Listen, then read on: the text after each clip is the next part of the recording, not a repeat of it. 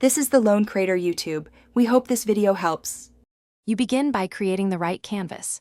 Pick 9, 16 for vertical, 16, 9 for landscape, or 1 for square because aspect ratio affects cropping later. Once done, import all footage and audio so you can cut without hunting files. Make sure clips are named or grouped. Then add your primary clip to the main timeline track and enable additional tracks.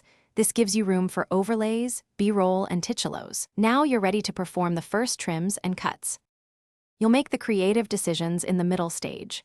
Start by zooming the timeline so you can split at precise frames and trim unwanted lead-in slash-out.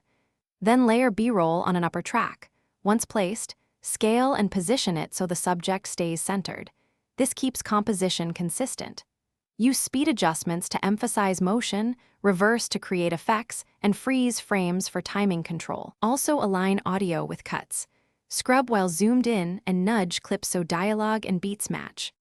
To finish, double-check timeline for gaps, muted tracks, or unintended overlays, then choose export settings.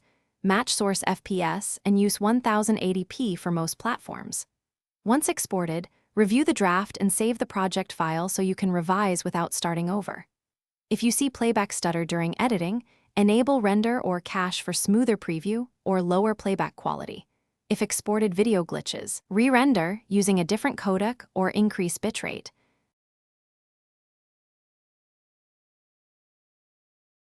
Thanks for watching. Consider subscribing if we helped you.